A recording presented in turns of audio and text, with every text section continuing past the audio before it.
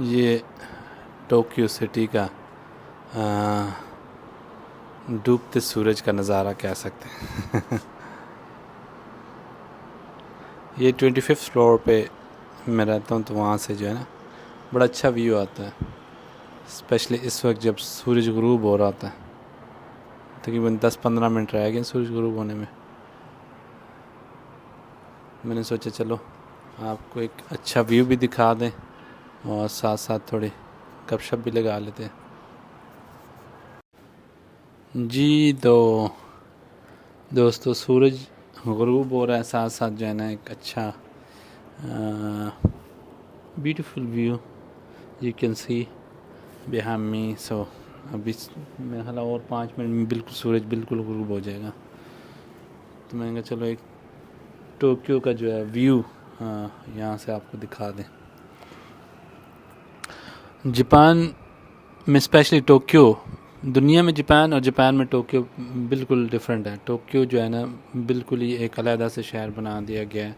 बहुत ज़्यादा advance technology use की गई है यहाँ पे। स्पेशली अब अभी अगर आप हॉस्पिटल्स में जाएं तो वहाँ पे आपको अब रोबोट्स मिलेंगे रिसेप्शंस पे। वहाँ पे आप उनसे रोबोट से पूछ सकते हैं मैंने ये इस सेक्शन में जाना है, ये वो, तो आपको गाइड करेंगे। शॉप्स में आपको रोबोट्स मिलेंगे। मतलब टेक्नोलॉजी जो है ना वो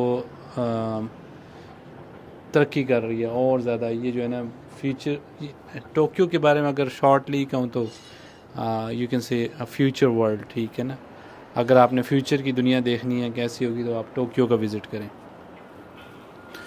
यहाँ पे हर चीज़ बहुत फास्ट है और स्पेशली टाइम टाइम बहुत कीमती है। यहाँ पे टाइम को बहुत ज़्यादा वैल्यू दी जाती है। हर काम टाइम पे होना चाहिए। अगर आपने किसी जापानीज़ से कमिटमेंट की है फॉर एग्ज़ाम्पल, और वो मतलब आपने 10 बजे का टाइम दिया और आप 10:05 पे पहुँचे हैं, तब वो हो सकता है 5 मिनट इंतज़ार नहीं करेगा, चला जाएगा। जापानीज़ के अकॉर्डिंग टू जापानीज़, ठीक है, ये कहते हैं कि अगर आप किसी को 10 बजे का टाइम दिया है तो you have to be there around 9:45, ठीक है। वहाँ पे 9:45 पे आपको होना चाहिए। और अगर आप लेट हो रहे हो तो 9:30 पे एटलीस्ट 1 घंटा पहले, 30 मिनट से वो 1 घंटा पहले आप उनको पहले बता दें कि मैं नहीं आ सकता, क्योंकि वो अगला बंदा भी बिज़ी है। उसने हो सकता है वो कहीं और का टाइम हो जो आपके साथ कमिट कर दियो, तो आपकी वजह से वो दूसरा काम पेंडिंग कर दियो, तो अब आप नहीं जाते तो उसका टाइम वेस्ट हो जाता है।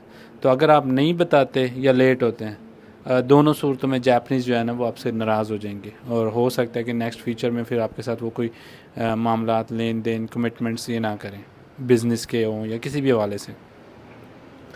ये लोग इस तरह से चलते हैं। इनका सिस्टम थोड़ा सा, ये पूरी कौम मैंने पहले भी बताया कि एक ही तरह से सोचती है, एक ही तरह से काम करती है। टाइम के अलावा और भी चीज़ें हैं इनकी जो है, काम को पूरे कंसंट्रेशन से।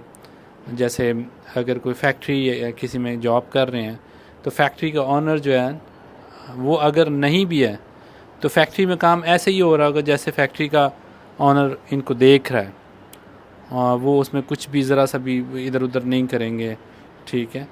और उनकी कोशिश होगी कि काम ऐसा हो कि कंपनी का ऑनर हमें क्लेम ना करे, हमसे कोई गलत बात ना करे, हमें कोई वो ना करे, इल्ज़ाम ना दे, और कंपनी के ऑनर को जहाँ पे भी इसकी प्रोडक्ट जाती है वहाँ से कोई क्लेम ना आए, ठीक है।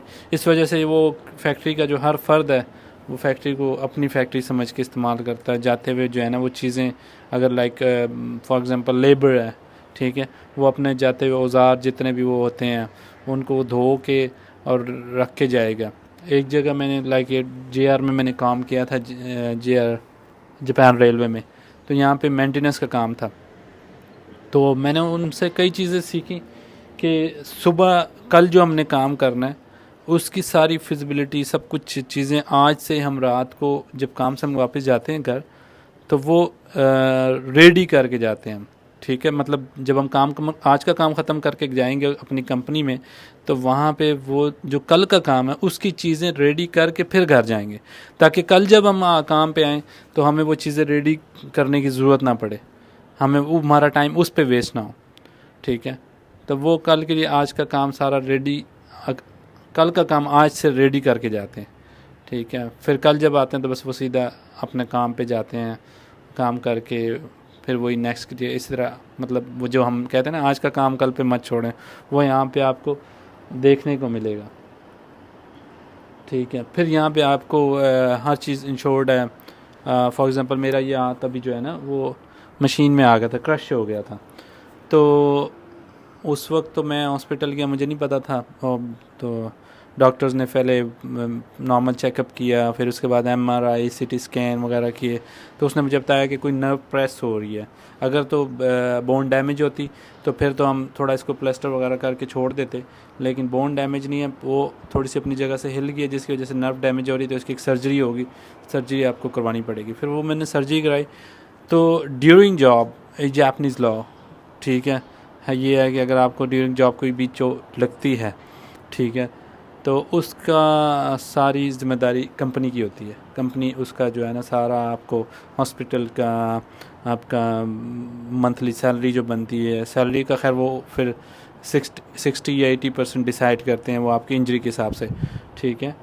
तो वो आपको कंपनी पे करती है। अगर कंपनी नहीं पे करती फॉर एग्ज़ाम्पल, तो फिर रोसाई के पास चला जाता है, लेबर यूनियन यहाँ बनी हुई है, डायरेक्टली केस जो है ना उनके पास चला जाता है। जब भी आपको जॉब करते हुए चोट लगेगी तो आप अगर हॉस्पिटल में जाएंगे चेक करवाने के लिए, तो वो आपसे पूछेंगे कि ये आप अपने तौर पे करवा रहे हैं या आपकी कंपनी करवा रही है, या हम इसको रोसाई पे ट्रांसफ़र कर दें, मतलब लेबर यूनियन पे ट्रांसफ़र कर दें। तो अगर आपकी कंपनी हेल्प नहीं करती तो भी रोसाई जो है ना गवर्नमेंट के ऑफिस बने हैं, वो आपको आपका जो ट्रीटमेंट का ख़र्चा, आपको आपकी सैलरी वगैरह वो पे करते रहेंगे, वही 80% या 60% वो डिसाइड करेंगे जैसा होना चाहिए। तो मुझे भी अभी मेरा ये चूँकि इसकी सर्जरी हुई है, इसमें 2-3 रॉड डले हुए हैं, अभी तो मैंने खैर इससे से बैंडेज उतारी है, तो मेरा अभी थंब जो है ना बिल्कुल मुड़ता नहीं है। तो डॉक्टर्स ने मुझे लिख के दिया कि मिनिमम 6 मंथ और मैक्सिमम जो है ना वो 1 ईयर तक ही जा सकते हैं। तो अब ये 6 मंथ टू 1 ईयर, इस दौरान मुझे जितने भी मेरे अखराजात हैं, अभी इसका मसाज भी चल रहा है, तो वो भी लेबर यूनियन मतलब थ्रू मेरी कंपनी। पहले तो मेरी कंपनी ने मुझे इनकार कर दिया था, अच्छे बुरे लोग हर जगह हैं, उन्होंने मुझे जॉब से निकाल दिया जब मुझे चोट लगी, बजाय मेरा ट्रीटमेंट करने के। लेकिन जब मैं लेबर यूनियन वालों के पास गया, रोसाई वालों के ऑफिस गया, तो उन्होंने फिर मुझे मेरा ट्रीटमेंट शुरू करवाया और मेरी सैलरी लगा दी। फिर यहाँ पे एक और यूनियन है जो इस तरह के लोगों की हेल्प करते हैं, लॉयर यूनियन है, कि जब आपको कोई चोट लगती है और आपकी कंपनी को आपको साथ नहीं दे रही, आपको तंग कर रही है, तो फिर वो लॉयर आपके लिए काम करते हैं। वो लॉयर फिर जब आपको जो सैलरी वगैरह लेके देते हैं कंपनी से, या जो भी कंपनसेशन लेके देते हैं, तो उसका 20% फिर लॉयर लेते हैं। तो उसको मैंने जाके बताया, उन्होंने फिर मुझे कंपनी से मेरी रब्ता किया, तो अब दोबारा कंपनी जो है ना मेरी बीच में आके मुझे थ्रू कंपनी सारी चीज़ें मिल रही है। मेरा मसाज चल रहा है इसका, वो भी कंपनी पे कर रही है, मेरा जो है ना सैलरी भी 80% मुझे आ रही है, और मेरा ट्रीटमेंट जो मंथली, पहले तो वीकली था, फिर 2 वीक बाद हुआ, फिर जैसे जैसे थोड़ा ज़ख्म ठीक होता गया तो फिर 3 वीक और मंथ, अब मंथ के बाद मेरा मंथ में एक चेकअप होता है। तो जब तक मैं मेरा ये चेकअप चलता रहेगा और मेरा ट्रीटमेंट चलता रहेगा, और जब तक मेरा अंगूठा अपनी जगह पे वापस नहीं आता, तो मुझे ये सारी जो क्या कहते हैं इसे, मुराद होती है, क्या कहते हैं उर्दू में, वो मिलती रहेंगी।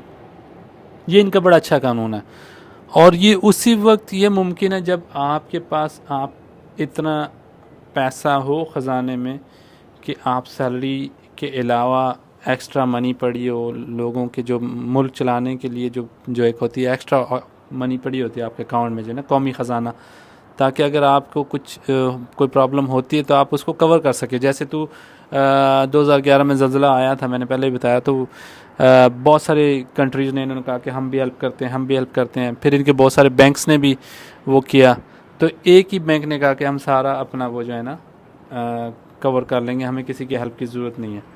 क्यों? इनके पास रिज़र्व्स इतने थे, इनका पैसा इनके पास इतना था।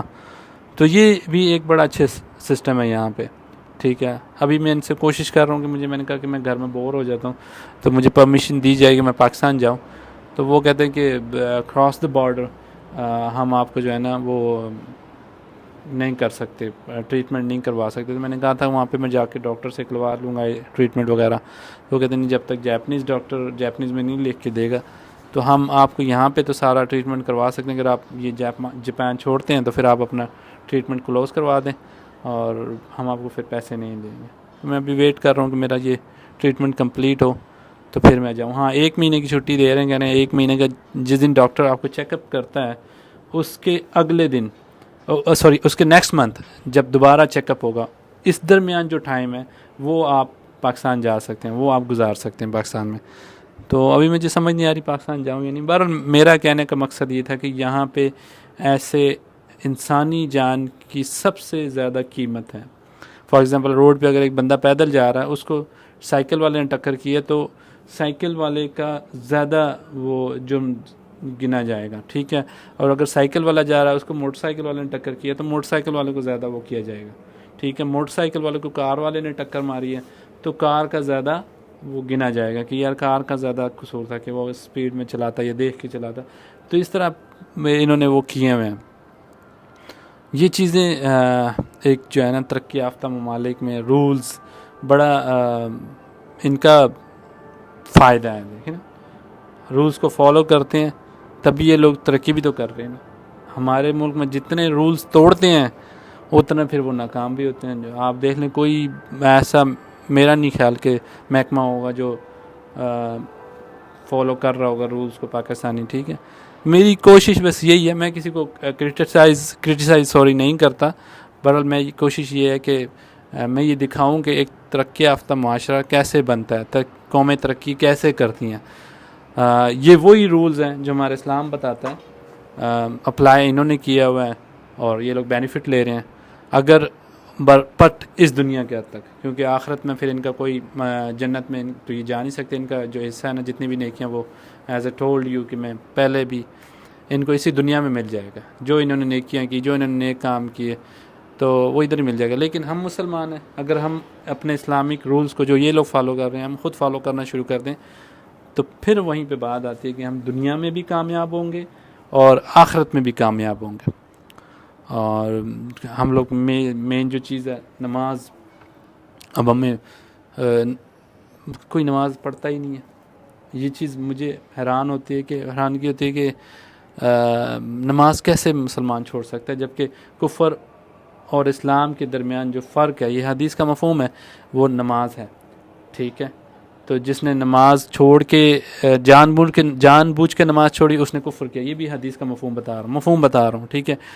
तो मतलब वो अगर उस तरह से अकॉर्डिंग टू इस्लाम देखें तो जिस बंदे ने नमाज छोड़ी वो तो शनाख्ती कार्ड के अंदर मुसलमान तो है मेरे ख्याल से, बाकी उलमा ज़्यादा बेहतर बता सकते हैं, लेकिन वो रियल मुस्लिम नहीं है क्योंकि हदीस ये कह रही है, ठीक है। तो नमाज हमने छोड़ी है। ये लोग जिस तरह अपने रूल्स को फॉलो करते हैं, तो अगर हम वही रूल, अल्लाह के जो बनाए हुए रूल हमें अल्लाह ने दिए हैं, अगर उनको फॉलो करें, हम किस तरह तरक्की कर सकते हैं, हम कहाँ से कहाँ जा सकते हैं, सोचने वाली बात है। मैं इजाज़त चाहता हूँ, सूरज गुरूब हो गया, मेरे ख्याल मगरिब का टाइम भी शुरू हो गया, तो मगरिब पढ़ता हूँ, फिर इंशाल्लाह नेक्स्ट व्लॉग में बात करेंगे। पाकिस्तान जिंदाबाद।